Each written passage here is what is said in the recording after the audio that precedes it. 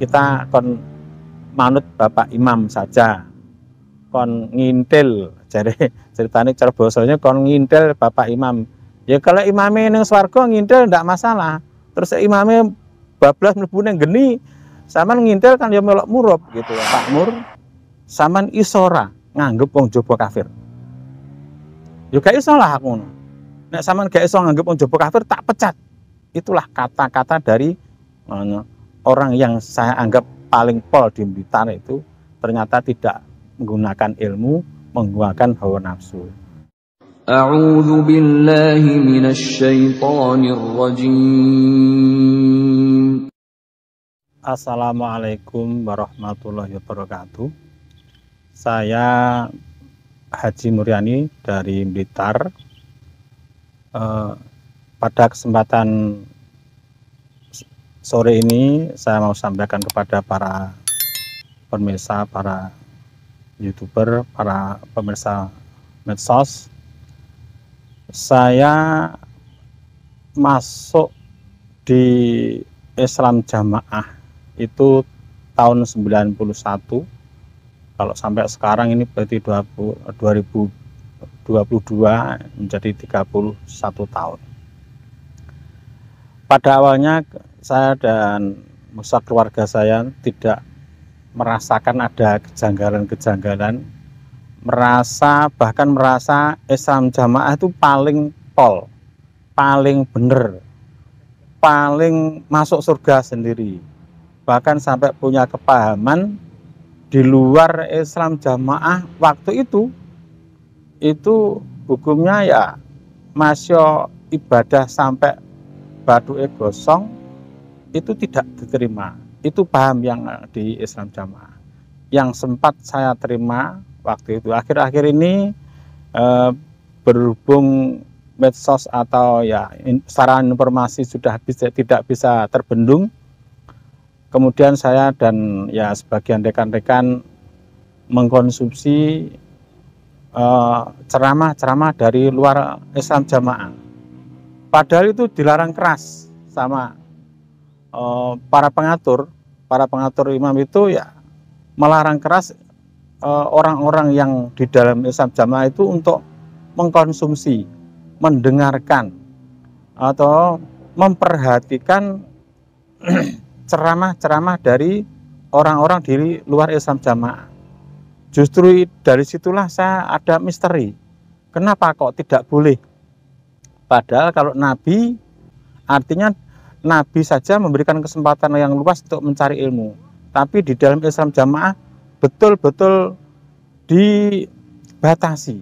Sehingga dengan sembunyi-sembunyi saya mendengarkan kajian-kajian di ustadz di luar Islam Jamaah yang alhamdulillah itu lebih berbobot ilmunya, lebih mengerti ilmu-ilmu penunjang dari menerjemahkan Quran hadis. Di dalam Islam Jamaah itu tidak diajarkan apa tuh ilmu fikih, ilmu balaghah. Bahkan tahfidz Quran itu saja dilarang sekarang.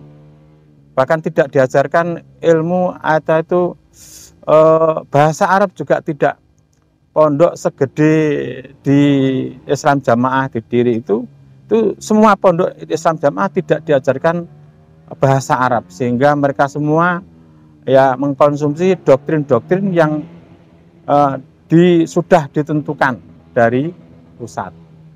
Alhamdulillah saya dan beberapa rekan dari Blitar dan saudara-saudara saya itu mengerti bahwa ini ada pembelokan makna, ada pemotongan, ada modifikasi ayat, sehingga keluarlah beberapa hampir sekitar 78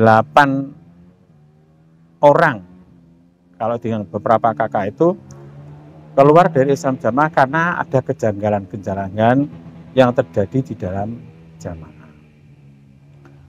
Dari itu keraguan saya itu saya cross check karena harus tabayun. Kalau di jamaah itu memang bapak pengaturnya itu melarang untuk jamaahnya tabayun, tapi saya tabayun kepada para mubaligh yang menurut saya secara keilmuan itu di atas saya, maka saya tanyakan, mengapa kita harus mengkafirkan orang di luar Islam Jamaah? Orang di luar golongan kita, mengapa harus kita kafirkan? Itu mereka tidak bisa menjawab dengan keilmuan. Pokoknya sampean iso gak nganggep wong jobo ki kafir. Nah, sewaktu itu saya berkonsultasi atau beradu argumentasi dengan salah satu yai kota yang menjadi kiai nomor 1 di kota ini, hampir 2 jam waktu itu, sehingga dia tidak memberikan argumentasi yang sesuai dengan hadisnya. Begini loh Pak Murgasisnya begini, tidak bisa begitu, tidak keluar ilmunya sama sekali, tidak keluar, yang keluar hawa nafsunya. Sampai pokoknya rasa ngafir nih, orang nganggep wong kafir di luar Islam Jamaah, sama tak pecat. Itulah jawaban dari para tokoh dari Islam Jamaah. Sehingga saya kecewa sekali, ternyata mereka tidak berilmu, mereka hanya mau pakai bahasa Jawanya patok bangkrong, pokoknya ini, itulah. Sehingga saya yakin di dalam Islam Jamaah itu jelas ini penyimpangan yang luar biasa.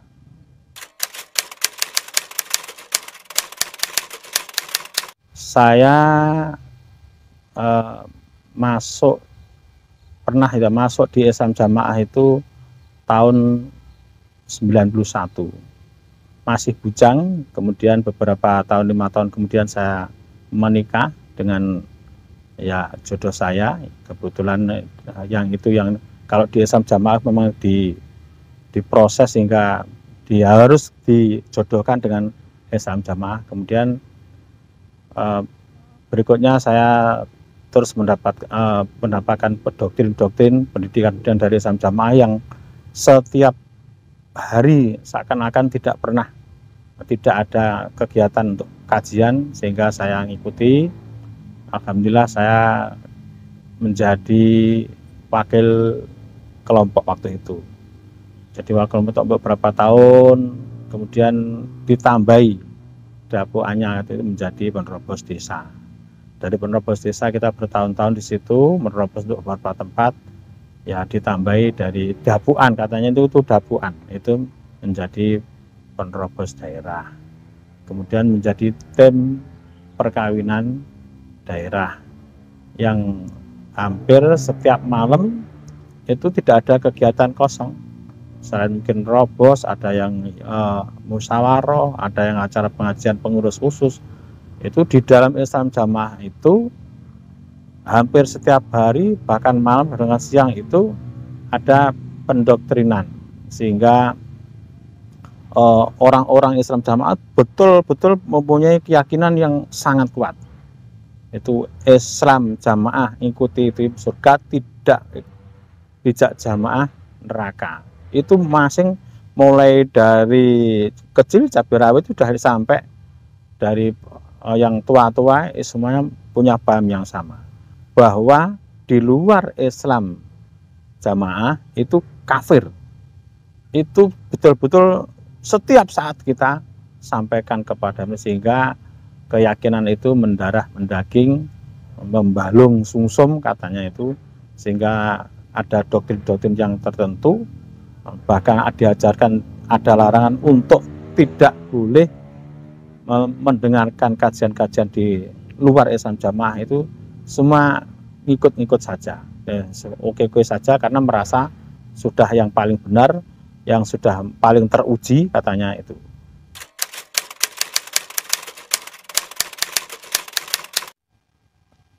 Berikut pada tahun 2018-19 ini ternyata di dalam Islam Jamaah itu ada gonjang ganjing, ada goncangan yang lumayan kuat, sehingga di beberapa tempat, di beberapa daerah itu ada jamaah-jamaah yang dipecat atau dibersihkan atau dinonaktifkan. Itu saya dengarkan itu di situ. Kemudian di kota saya sendiri di Blitar itu kemudian dibentuklah tim, namanya tim bersih-bersih atau tim eksekusi. Saya ini dijadikan tim eksekusi. oleh daerah itu dijadikan tim eksekusi. Di benak saya ini apa ini, kayak nggak pernah di dalam ngaji itu zaman Nabi itu tidak ada tim eksekusi, nggak ada tim bersih-bersih, tidak ada. Zaman Nabi itu tidak ada orang yang beribadah dipecat. Di situ saya mulai galau. Ini pasti ada yang tidak beres, pasti ada yang menyimpang. Maka saya kemudian mengadakan tabayun. Semula saya tabayun ke tingkat kelompok. Kelompok-kelompok tidak ada yang bisa bunyi. Kemudian saya tabayun ke desa, kepada Pak Yai Desa. Pak Yai Desa, ini saya ada perlu oleh jenengan, gimana ini saya datang ke rumah jenengan atau jenengan ke rumah saya. Kemudian Pak Yai Desa juga ke rumah saya menanyakan, kemudian dia bercerita tentang gonjang-ganjing yang ada di dalam jamaah itu. Bahkan cerita awal yang dihadapkan kepada saya itu sudah seperti intimidasi ilmu itu, intimidasi doktrin kepada saya. Pak Mur, sampai nggak usah terpengaruh berita dari Arab atau di Mekah itu tidak murni. Itu. Loh, ini saya menjadi bingung, ini kok ujuk-ujuk kok dikatakan kok Mekah tidak murni. Saya pikir saya ini bukan masuk di dalam ranah argumentasi. Saya ini mungkin ya guyon-guyon saja. Saya juga jawabnya ya nyantai saja. Ya alhamdulillah lek Mekah enggak murni ya. So kayak Mekah gawe Ka'bah dhewe ning Kediri kono ae lek hajian ya ben petuk cedek udah montorane tok nggon itu. Kemudian Pak Desa itu merengut kata-kata. Ini enggak serius. Lah iya saya kok Mekah tidak murni sampean kok seluruh tekan kono. Saya tanyakan ini. Saya kemudian masuklah ke dalam ranah argumentasi atau lebih tepatnya tabayun. Itu dari Pak Yai Desa, tabayun ya proses tidak saya ceritakan di sini. Mereka tidak bisa menjawab dengan keilmuan atau gimana menjawab. Kok kita harus mengkafirkan orang di luar golongan kita itu? Kenapa? Dulu saya meyakini Jobo itu kafir, tapi setelah ada informasi ternyata saya mengkonsumsi apa itu dari ustadz di YouTube itu semua saya ambil informasinya. Oh ternyata ini nggak jelas. Harapan saya Pak Yai Desa bisa memberikan penjelasan sesuai dengan keilmuan. Ternyata juga tidak. Ini kita manut Bapak Imam saja, kon ngintil, jadi ceritanya cara bahasanya kon ngintil Bapak Imam. Ya kalau imamnya neng swarga ngintil tidak masalah. Terus imamnya bablas mlebu neng geni, sama ngintil kan ya melok murup gitu. Akhirnya ya tidak terjadi kemudian saya tidak puas, kemudian saya telepon ke balik daerah yang menurut saya itu secara keilmuan jauh di atas saya. Kemudian gimana Cak balik? Ini saya ada perlu kalau sampean. Ini saya ke rumah sampean, apa sampean ke rumah saya? Akhirnya Mas Mubalik itu juga ke rumah. Ya menyampaikan gini. Terus saya kasih pertanyaan yang sebenarnya hampir sama. Cuma mereka juga tidak berani menjawab. Pak Mur, Pak Ade iki manut Amir ae, manut Imam ae. Ngono. Lah Quran hadise piye? Itu Quran hadis sih ibu semua mbok kadhe enggak teko. Ya sudah berarti sampean enggak usah jawab dengan keilmuan.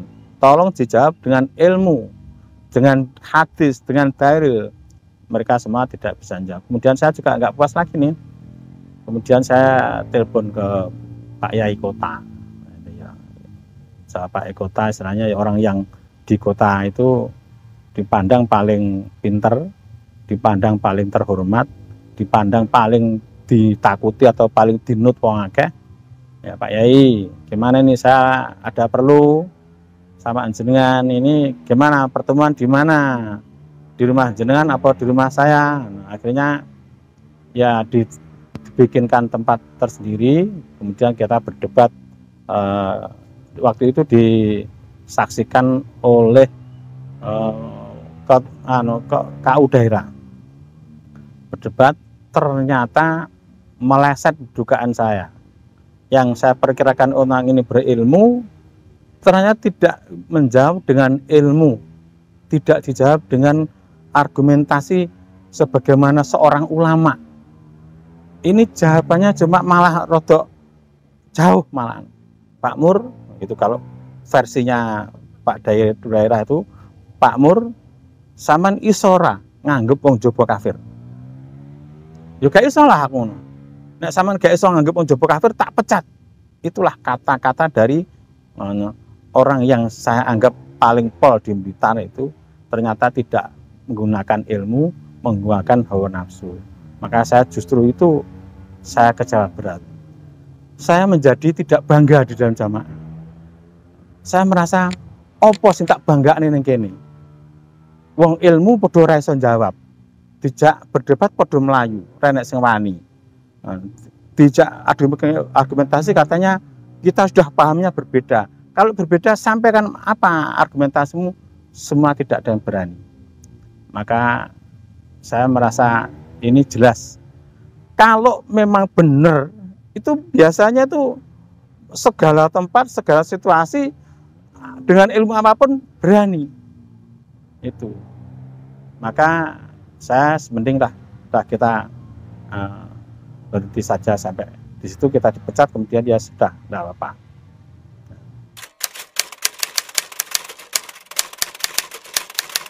Ya, setelah perdebatan dengan Kiai kotanya itu sudah tidak menemui jalan yang diharapkan, kemudian beberapa hari kemudian saya diumumkan di kelompok saya, di anggota royah saya, diumumkan bahwa Pak Mulyani tidak boleh ngimami, tidak boleh diajak bicara, tidak boleh dimintai petunjuk, petuah, nasihat, itu semua dari dinonaktifkan. Setelah dinonaktifkan, karena saya juga tidak sendirian dan mubalik saya dan rekan-rekan di kelompok itu lumayan banyak, ya hampir 78 orang.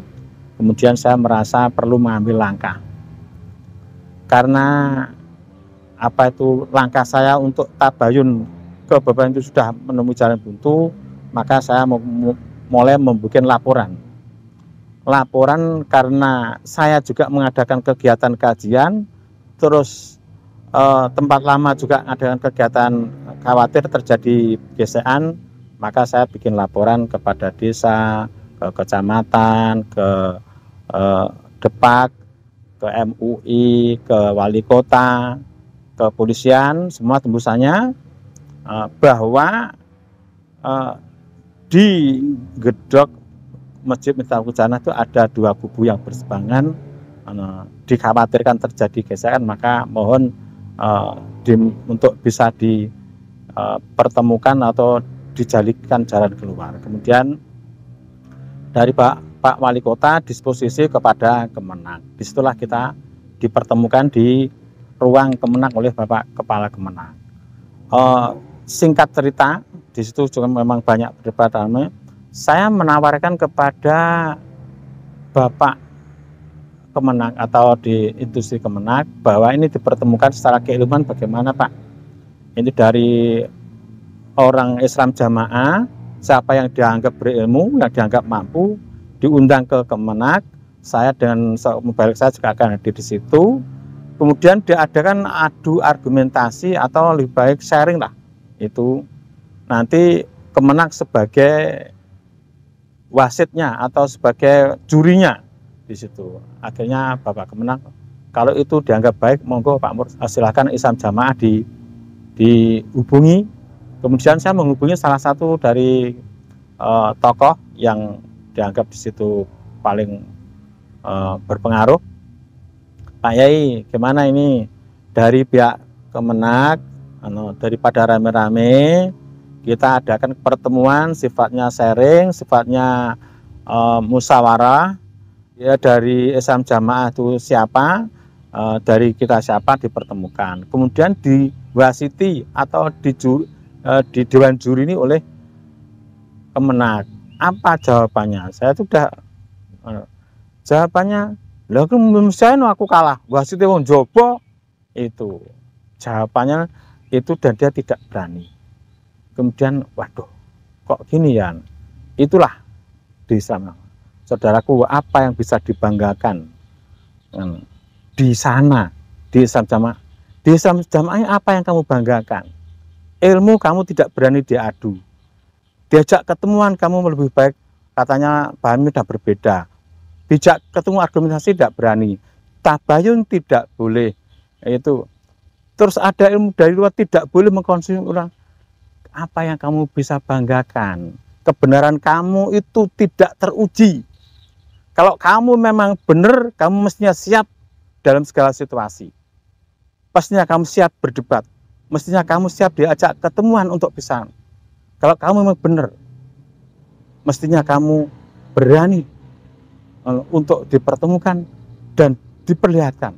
Ilmu yang kamu gunakan apa, kita apa. Biar tahu. Merasa benar itu boleh. Tapi kalau tidak mau diperiksa apa yang kamu lakukan itu benar dengan tuntunan dan Quran hadisnya, versimu sendiri, aduh, itu benar menurut kelompokmu, tidak benar menurut Allah Rasul.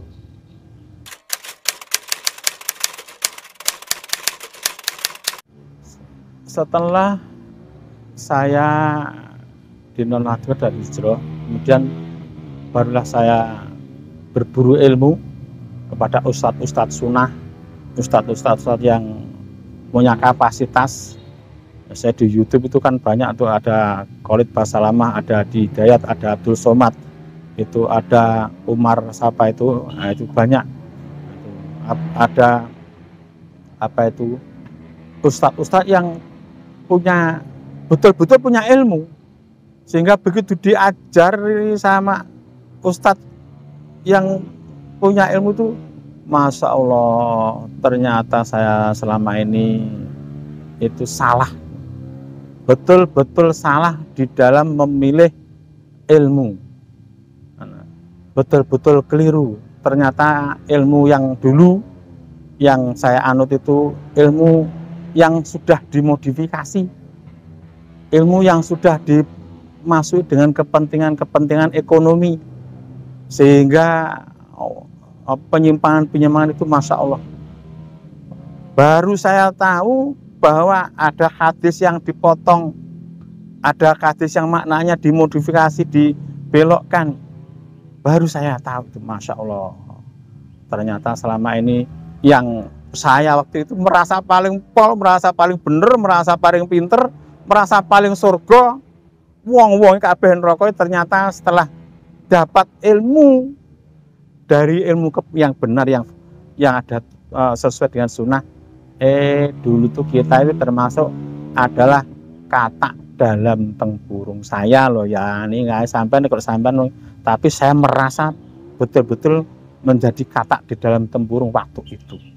Tidak boleh lihat sana. Sama saya kasih tahu, wong lek ada biasanya ngapusi lewat apa itu HP itu, ada yang kecelakaan itu, mesti ceritanya, jangan telepon polisi ya, jangan periksa sana sini toh. Itu biasanya wong menipu yang di HP itu. Kelihatannya hampir sama di dalam tempatku dulu itu. Kita jangan lihat sana ya, jangan lihat ceramahnya sana ya, jangan belajar bahasa Arab ya, jangan belajar fikih ya. Kalau sampean belajar bahasa Arab, belajar fikih, belajar Ibnu, sama nanti pasti keluar. Kenapa? Tahu kalau sampean tertipu. Itu. Maka teman-teman, kita buka akal sehat kita. Maka ada kesempatan, monggo. Itu. Ikutilah yang ada tuntunannya.